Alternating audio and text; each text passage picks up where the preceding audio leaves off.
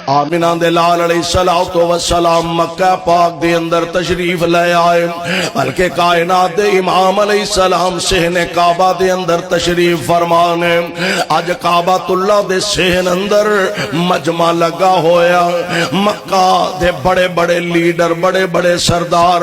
آج میرے پاک پیغمبر علیہ السلام دے سامنے موجود نے۔ اس مجمع عام دے اندر اووی نے جنہ بلال دیاں لتاں نو رسیاں پاگے مکے دیاں گلیاں دے اندر کسیٹیا، اینا ویچو اووی نے جنہ بلال نو تپ دیاں ریتاں تے لٹایا،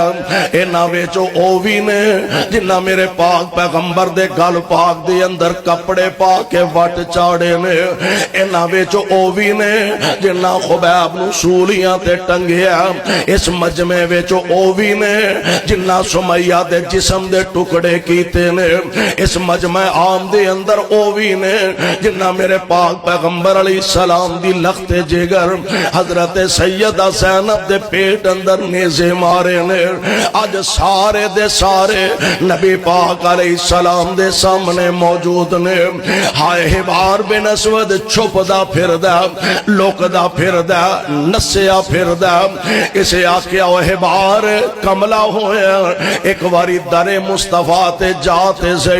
اوتھے تے محبتاں ونڈی دیا نے، اوتھے تے در گزر دی پالیسی چل رہی ہے، اوتھے تے پیار محبت دی پالیسی چل دیئے بے، کہن لگا یار والا منو بھی معافی ہو سکتی ہے، کہن لگے قسمت ازمائی تے کر۔ حبار میرے آقا علیہ السلام دی خدمت دے اندر آیا، آکے عرض کردہ حضرت میں سنیا جیڑا توڑا کلمہ پڑھ لے معافیاں مل جان دیا نے۔ آپ فرما دے نے ہاں معافیاں مل جان دیا نے حضرت،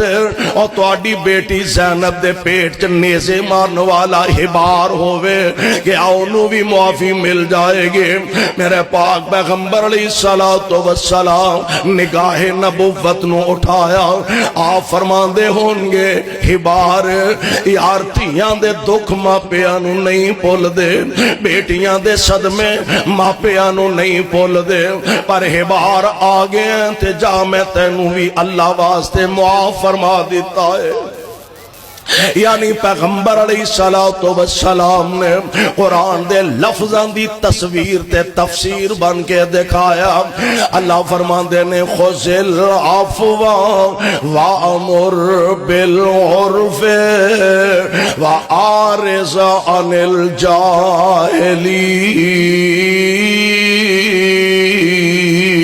الجاہلین۔ میرے پاک پیغمبر علیہ السلام نے واقعتاً انہا لفظاں دی تفسیر بن کے دکھایا، بڑے بڑے دشمن کھڑے نے تے میرے آقا فرماندے نے او مکے والے ہو آج تسی میرے کولوں کی امید رکھ دے ہو، تے سارے آندے نے اخون کریم وابنو کریم وابنو کریم۔ تے نبی پاک علیہ السلام فرماندے نے لا تسریب علیکم اليوم اذهبوا فانتم الطلقاء، جاؤ مکے والے ہو میں توانو سارے انہی معاف فرما دیتا ہے۔